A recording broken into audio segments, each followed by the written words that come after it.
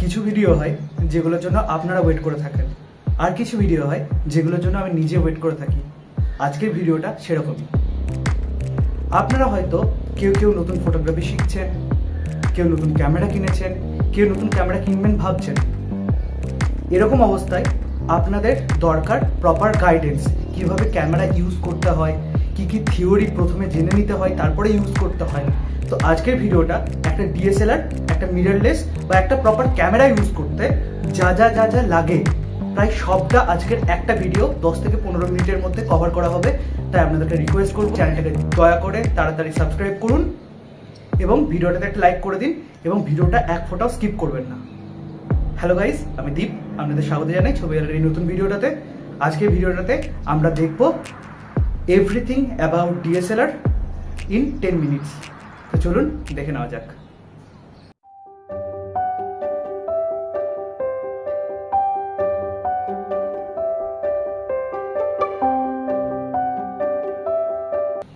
প্রথমে আসি ফিজিক্যাল ওভারভিউতে। একটা ডিএসএলআর যখন আপনি দেখবেন, তার দেখবেন দুটো অংশ, এক হচ্ছে এই লেন্সটা আর সেকেন্ড হচ্ছে এই বডিটা। এই লেন্সটাকে আপনি এই সুইচটা টিপে আলাদা করতে পারবেন এখান থেকে। তারপরে এই সাদা, এখানে সাদা দুটো অংশ আছে, এই দুটোকে ম্যাচ করে আপনি যদি লাগান তাহলে এটা লেগে যাবে আবার। এটা হলো লেন্স হুড, যেটা দিয়ে আমরা আমাদের লেন্সকে প্রোটেক্ট করে থাকি কোনো ধুলোবালি লাগার থেকে।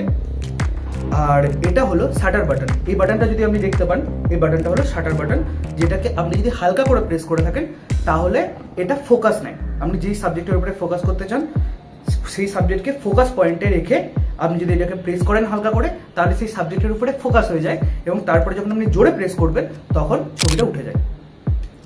থার্ড হলো আমাদের এই ডায়ালারটা। এই ডায়ালারটা যদি আপনি দেখেন, এই ডায়ালারটার মধ্যে অফ বাটন, অন বাটন, তারপরে এক গাদা মোড, তার সাথে সাথে manual mode, aperture priority mode, shutter priority mode, ISO priority mode, এই ধরনের মোডগুলো আপনি পাবেন। এবং তারপরে এখানে পাবেন আপনি অনেকগুলো সুইচ। এবং তারপরে এটা হলো আপনাদের ভিউ ফাইন্ডার। এটা হলো অপটিক্যাল ভিউ ফাইন্ডার, কারণ এটা একটা ডিএসএলআর। ডিএসএলআর এর ক্ষেত্রে ভিউ ফাইন্ডার যেটা হয় সেটা মেনলি অপটিক্যাল ভিউ ফাইন্ডার হয়, এবং যেটা মিররলেসের ক্ষেত্রে হয় সেটা হয় ডিজিটাল ভিউ ফাইন্ডার। মানে এর ভিতরে একটা ছোট্ট বড় ডিসপ্লে লাগানো থাকে। এবার দুটোর মধ্যে অবশ্যই বেশ কিছু পার্থক্য আছে। অপটিক্যাল ভিউ ফাইন্ডার যেটা, সেটা এভাবে কাজ করে যে এই জায়গাটায় করে একটা প্রিজমের মতো জিনিস আছে। ওই প্রিজমের থ্রু, এর লেন্সের থ্রু যে আলোটা আসছে, সেই আলোটা প্রিজমে এখানে বেঁকে গিয়ে এটা আমরা ভিউ ফাইন্ডারে দেখতে পাই, সেই সিনটা। এবার যেহেতু মিররলেসের ক্ষেত্রে এরকম কোনো মিরর থাকে না এবং তার মধ্যে প্রিজমও থাকে না, তাই মিররলেস খুব বাল্কি কম হয়, মানে খুব ছোট হয় মিররলেস। এর ফলে যেটা হয়, সেহেতু আমাদের কোনো অপটিক্যাল ভিউ ফাইন্ডার ওখানে পসিবল হয় না। সেই জন্য এখানে একটা ডিসপ্লে লাগিয়ে দেওয়া হয়, ছোট্ট একটা ডিসপ্লে, যে ডিসপ্লেটার থ্রু আমরা ফ্রেমিংটা সেট করতে পারি। এখানে 4টে সুইচ আছে যেটা দিয়ে আপনি ন্যাভিগেট করতে পারবেন। এটার সাহায্যে আপনি যে ছবিগুলো তুলেছেন ওগুলো দেখতে পারবেন।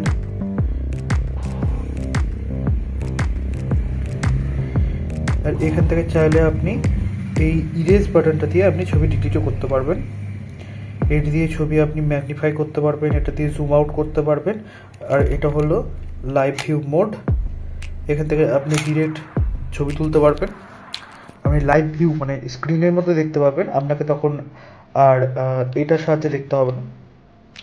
আর এটা হচ্ছে মেনু বাটন। মেনু বাটন দিয়ে আপনি মেনুগুলোকে কন্ট্রোল করতে পারবেন, ওয়াইফাই এনেবল ডিসেবল করতে পারবেন, ব্রাইটনেস কেমন থাকবে ডিসপ্লের, এইসব সেটিংগুলো আপনি করতে পারবেন কন্ট্রোল। সো এগুলো আপনাকে নিজে হাতে দেখতে হবে। এটা হলো basically auto focus, manual focus button, shortcut. এটা হলো আইএসও, এটাতে আপনি ডিরেক্ট আইএসও সেট করতে পারবেন। এটা হলো ডিরেক্ট হোয়াইট, এই বাটনটা হলো ডিরেক্ট হোয়াইট ব্যালেন্স বাটন, এটা দিয়ে ডাইরেক্টলি হোয়াইট ব্যালেন্সকে অ্যাক্সেস করতে পারবেন। আর ফিজিক্যাল ওভারভিউর মধ্যে আর এটা হলো auto focus, manual focus button. এই পার্টিকুলার এই বাটনটার সাহায্যে আপনি অটো ফোকাসকে ম্যানুয়াল ফোকাস, ম্যানুয়াল ফোকাসকে অটো ফোকাসে আপনি সেট করতে পারবেন। আর এটা হলো স্টেবিলাইজার বাটন, মানে অপটিক্যাল ইমেজ স্টেবিলাইজেশন অন আর অফ আপনি করতে পারবেন। আর এটার সাহায্যে আপনি জুম ইন জুম আউট করতে পারবেন। আর এটা হলো গিয়ে স্ক্রোল হুইল। এই স্ক্রোল হুইলটাকে দিয়ে আপনি অপশনগুলোকে চেঞ্জ করতে পারবেন। এখানে মেইনলি আপনারা 4টে মোড দেখতে পাবেন। যে 4টে মোড সম্বন্ধে আপনাদেরকে ডিটেলসে জানতে হবে। প্রথম মোড হলো অটো মোড, সেকেন্ড মোড হলো ম্যানুয়াল মোড, থার্ড হলো অ্যাপারচার প্রায়োরিটি মোড এবং ফোর্থ হলো শাটার প্রায়োরিটি মোড। এবং এই মোডগুলো সম্বন্ধে আপনাদেরকে যদি ডিটেলসে জানতে হয় তাহলে আপনাদেরকে যেটা সম্বন্ধে জানতে হবে সেটা হলো এক্সপোজার ট্রায়াঙ্গেল। ফটোগ্রাফি শেখার জন্য এক্সপোজার ট্রায়াঙ্গেলকে বোঝা এবং জানা সব থেকে ইম্পর্টেন্ট টেকনিক্যাল পার্সপেক্টিভ থেকে বলতে গেলে। এক্সপোজার ট্রায়াঙ্গেলের 3টে অংশ থাকে। প্রথম হলো অ্যাপারচার, সেকেন্ড হলো আইএসও, থার্ড হলো শাটার স্পিড। অ্যাপারচার হলো আপনি এই যে ক্যামেরাটা দেখতে পাচ্ছেন এর লেন্সের সামনে আমরা যদি ফুটোটা দেখতে পান, এই ফুটোটা কতটা বড় বা কতটা ওপেন হয়ে আছে সেটা হলো অ্যাপারচার। এই অ্যাপারচার দিয়ে আমরা মেনলি দুটো জিনিস কন্ট্রোল করি। এই অ্যাপারচার দিয়ে আমরা ব্লার কন্ট্রোল করি, যে আমাদের ব্যাকগ্রাউন্ড কতটা ব্লার হবে। আপনারা জানবেন যে অ্যাপারচার যত বেশি হবে, মানে এফ সংখ্যা যত কম হবে, এফ 1.4 বেশি অ্যাপারচার এবং এফ 5.6 কম অ্যাপারচার। আপনাদেরকে এটা প্রথমে মাথায় ঢুকিয়ে নিন, যত কম নাম্বার তত বড় অ্যাপারচার আর তত বড় ফুটোটা। এবার ধরুন আপনার লেন্সের ফুটোটা বড়, তো তার মধ্যে দিয়ে বেশি আলো ভিতরে প্রবেশ করবে। এবার বেশি আলো প্রবেশ করলে আপনার ছবির মধ্যে এক্সপোজারটা বাড়বে।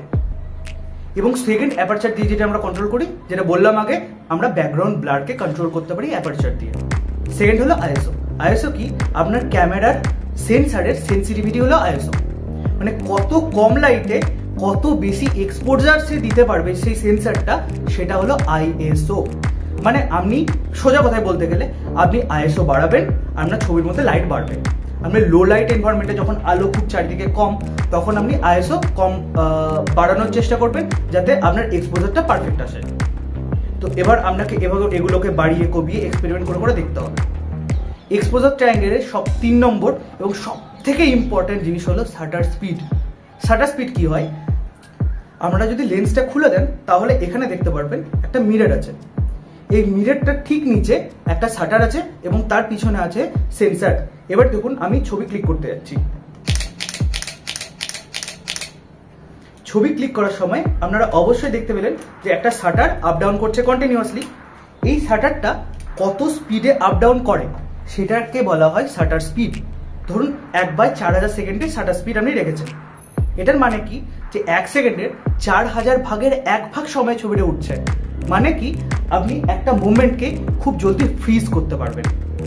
আপনি ছবিটা তুললেন, যখন ব্যাটসম্যান বলটাকে হিট করতে যাচ্ছে, আপনি ঠিক ওই এক্স্যাক্ট সময় ছবিটা তুললেন, তাহলে আপনি ওই মোমেন্টটাকে ফ্রিজ করতে পারবেন। যখন বলটা টাচ হচ্ছে ব্যাটে এবং ব্যাটটা যখন চালানো হচ্ছে, ওই মোমেন্টটা আপনি দেখতে পারবেন, একটা ফ্রেমের মধ্যে কোনো ব্লার আসবে না। এটাকে বলা হয় শাটার স্পিড।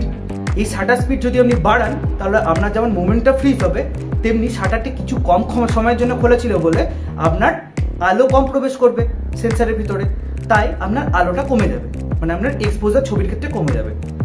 যেহেতু এই আইএসও, অ্যাপারচার আর শাটার স্পিড এই 3টে জিনিসকে দিয়ে আপনার পুরো এক্সপোজার, মানে ছবিতে কতটা লাইট থাকবে সেটাকে কন্ট্রোল করা হয়, তাই এটাকে বলা হয় এক্সপোজার ট্রায়াঙ্গেল। এরপরে আরেকটা জিনিস যেটাকে নিয়ে আমাদেরকে অবশ্যই জানতে হবে সেটা হলো ম্যানুয়াল ফোকাস এবং অটো ফোকাস। আমাদের প্রত্যেকটা ক্যামেরার ক্ষেত্রে আলাদা আলাদা ফোকাস পয়েন্ট থাকে। ওই ফোকাস পয়েন্টে ক্যামেরার সেন্সার ফোকাস করতে পারে যে সাবজেক্টটা থাকে তার উপরে। এবার ক্যামেরা আপনি শাটার বাটন টিপলেন অটো ফোকাসে রেখে, তাহলে ক্যামেরা অটোমেটিক্যালি সেই জিনিসটার উপরে ফোকাস করে নেবে। এটা হলো অটো ফোকাস। এবার যদি আপনি চান যে অটো ফোকাস না ইউজ করতে, তখন আপনাদেরকে ইউজ করতে হবে manual focus. Manual focus use করতে গেলে আপনাকে প্রথমে এখানে অটো ফোকাস থেকে এটাকে ম্যানুয়াল ফোকাসে শিফট করতে হবে, লেন্সের মধ্যে যে সুইচটা আছে। তারপরে আপনি এই ডায়ালটাকে, এই রিংটাকে ঘুরিয়ে আপনি অটোমেটিক্যালি আপনি যেটা চান সেটার উপরে ফোকাস করতে পারবেন। আপনি প্রথমে ভিউ ফাইন্ডারের দিকে চোখ রাখবেন, তারপরে সাবজেক্টকে দেখে আপনি এভাবে ফোকাস করতে পারবেন। এটা ছিল অটো ফোকাস এবং ম্যানুয়াল ফোকাস। এবার যেটা নিয়ে আমরা কথা বলবো সেটা হলো হোয়াইট ব্যালেন্স। হোয়াইট ব্যালেন্স মানে কি? আপনারা অবশ্যই লক্ষ্য করে দেখেছেন যে আপনারা যখন ছোট ছিলেন, স্কুলে যেতেন, তখন আমাদের স্কুলের শার্টের কালার হতো সাদা। সেই সাদা কালারটা যখন একটু হলদে হয়ে যেত, তখন মা সেটাকে নীল জলে ডুবিয়ে রাখতো। তারপরের দিন দেখতেন যে সেটা আবার সাদা হয়ে গেছে। এরকমই এই কনসেপ্টটাই হলো হোয়াইট ব্যালেন্সের মেন কনসেপ্ট। এবার কি করা হয়? এই হোয়াইট ব্যালেন্স এটার সাথে যুক্ত হচ্ছে কালার টেম্পারেচার। এই টার্মটা কালার টেম্পারেচার মানে কি? একটা কালারকে যখন আপনি দেখেন তখন আপনার কি ফিল হয় সেটা হলো কালার টেম্পারেচার। আশেপাশে যে ব্রড ডে লাইট মানে সূর্য উঠেছে, সূর্যের আলো, কোনো আকাশে মেঘ নেই, এই সময়ের কালার টেম্পারেচার ধরা হয় 5500 কেলভিন। কেলভিন হলো এটার একক। আপনাদেরকে এই এককটা দিয়ে চেনা শিখতে হবে। এবার এই 5500 কেলভিনের যত আপনি নিচে যাবেন, মানে 5400, 5300, 5200, 5100 করে আপনি যত নিচে যাবেন তত কালার টেম্পারেচার হলুদ হতে থাকবে, এবং আপনি যত উপরে যাবেন তখন কালার টেম্পারেচার নীল হতে থাকবে। এভাবে যখন নীল কালার টেম্পারেচারে আপনি শ্যুট করছেন, আপনার লাইটের কালার নীল, তখন আপনি কি করবেন, আপনার ক্যামেরাকে বলবেন লাইটের কালার নীল। সেটা আপনি কি করে বলবেন, আপনার কালার টেম্পারেচারকে ওই 5500 থেকে একটু বেশি রাখলেন, তখন ও বুঝে গেল আপনার পরিবেশের যে কালার আছে, মানে আশেপাশের লাইটের যে কালার আছে সেই কালারটা নীল রঙের। তখন সে অ্যাডিশনালি হলুদ যোগ করবে, তারপরে সেই কালারটাকে সাদা করে দেবে। বুঝতে পারছেন? তার মানে ক্যামেরা নিজে নিজে কালার টেম্পারেচার বদলাতে পারে না। আপনি যদি অটো হোয়াইট ব্যালেন্স অন করে রাখেন, তখন অটোমেটিক্যালি সে কালার টেম্পারেচার আশেপাশে সেন্স করে এবং বুঝে নেয় আশেপাশের কালার কীরকম, তারপরে সে কালার টেম্পারেচার নিজের মতো করে সেট করে দেয়। কখনো যখন আপনি ব্রড ডে লাইটে শ্যুট করছেন, তখন আপনি ডে লাইট মানে 5500তে রাখলেন, তার থেকে বেশি আপনি ইনডোরে শ্যুট করছেন, ইনডোরের বেশিরভাগ লাইটেরই কালার টেম্পারেচার হয় ব্লু এর দিকে, তখন আপনি কালার টেম্পারেচার আরও কম রাখলেন যাতে আরও একটু হলুদ অ্যাড হয় তার মধ্যে, এবং আপনার কালার টেম্পারেচার সাদার মধ্যে চলে আসে। আমাদের আলটিমেট উদ্দেশ্য হলো ক্যামেরাকে একটা সাদা কালার দেওয়া, যাতে সে আশেপাশে যে জিনিসটা ছবিটা তুলছে তার ছবির মধ্যে যে কালারগুলো থাকে, মানে নীলটার মধ্যে যেন কোনো টিন্ট না আসে, নীলটার মধ্যে একটু যেন ব্লু স্টোন না আসে, নীলটা যেন সে প্রপার নীলই দেখায়, লালটা যেন সে প্রপার লালই দেখায়। এটা হলো হোয়াইট ব্যালেন্স। এবার খুব প্রো একটা জিনিসকে নিয়ে কথা বলছি, আপনাদেরকে একদমই রেকমেন্ড করবো না এটা প্রথমেই এটা নিয়ে কাজ করতে। যখন আপনি প্রথম ফটোগ্রাফি শিখছেন, এটা নিয়ে তখন কাজ করবেন যখন আপনার এক্সপোজার ট্রায়াঙ্গেল, কালার টেম্পারেচার এগুলো নিয়ে আপনার হাত বসে গেছে একদম প্রপারলি, আপনি রেডি, তখন আপনি মিটারিং মোডকে নিয়ে কাজ করতে পারেন। মিটারিং মোড কি, একটা ফ্রেমের মধ্যে ধরুন এক জায়গায় লাইট সোর্স আছে আর একটা জায়গায় সাবজেক্ট আছে, দুটোই আপনার ফ্রেমের মধ্যে আছে। যে লাইট সোর্স সে অবভিয়াসলি অনেক বেশি উজ্জ্বল এবং যে সাবজেক্ট সে তুলনামূলক কম উজ্জ্বল। তো ক্যামেরা কিভাবে ডিসাইড করবে যে পুরো ফ্রেমটার লাইট কিরকম থাকবে, মানে এক্সপোজার সে কিরকম সেট করবে? ক্যামেরাকে এটা বোঝানো হয় মিটারিং মোড দিয়ে। যদি আপনি চান যে আপনার ফ্রেমের একটা অ্যাভারেজ কালার, একটা অ্যাভারেজ এক্সপোজার বার করা হোক, তখন আপনি ইভ্যালুয়েটেড মিটারিং মোড ইউজ করেন। ইভ্যালুয়েটিভ মিটারিং মোডের ক্ষেত্রে ইভ্যালুয়েটিভ মিটারিং মোড কি করে না, পুরো ফ্রেমের একটা অ্যাভারেজ এক্সপোজার বের করে এবং সেটা অ্যাপ্লাই করে দেয় প্রত্যেকটা এলিমেন্টের উপরে। নেক্সট হলো spot metering mode. Spot metering মোডের ক্ষেত্রে কি হয় না, আপনার যে ফোকাস পয়েন্ট, আপনি যে সাবজেক্টের উপরে ফোকাস করছেন তার আশেপাশে 20% এরিয়া যতটা এক্সপোজার আছে সেই এরিয়ার, সেই এক্সপোজারটাকে আইডিয়াল ধরে বাকি পুরো ফ্রেমটার সে সেট করে এক্সপোজারকে। আরেক ধরনের হয় মিটারিং মোড, সেটা হলো center weighted metering mode. Center weighted metering মোডের ক্ষেত্রে কি হলো, যে ফ্রেমের যে সেন্টার, সেই সেন্টারের 30% এরিয়া জুড়ে যে এরিয়াটা থাকে, সেই এরিয়ার যে এক্সপোজার তার উপরে নির্ভর করে সে পুরো ফ্রেমের এক্সপোজারকে কন্ট্রোল করে, মানে সে পুরো ফ্রেমের এক্সপোজারকে ডিসাইড করে। তো এটা একটু অ্যাডভান্স সেটিংয়ের দিকে চলে গেল, এগুলো নিয়ে আপনাকে এখন কাজ করতে হবে না। আপনি কি করবেন, আপনি ইভ্যালুয়েটিভ মিটারিং মোডকে সেট করে নেবেন। আপনার 80 to 90% ফটোগ্রাফির প্রবলেম এখানে সলভ হয়ে যাবে। আপনি ইভ্যালুয়েটিভ মিটারিং মোড সেট করে নিলেন, আপনার 80 to 90% ফটোগ্রাফিতে প্রয়োজন পড়বে না স্পট মিটারিং বা সেন্টার ওয়েটেড মিটারিং মোডের। তো আজকের ভিডিওটাতে আমরা অনেক কিছু ডিটেলসে জানলাম আপনার ডিএসএলআর সম্বন্ধে। এটা ডিএসএলআর, এটা মিররলেস, আপনি সব ধরনের ক্যামেরার ক্ষেত্রে এটা এই থিওরিগুলো বা এই জিনিসগুলো ইউজ করতে পারেন। তো আজকের ভিডিওটা এই পর্যন্ত ছিল। আপনার সঙ্গে দেখা হচ্ছে ফটোগ্রাফি রিলেটেড নতুন কোনো একটা ভিডিওতে। আজকের মতো বিদায়, আমি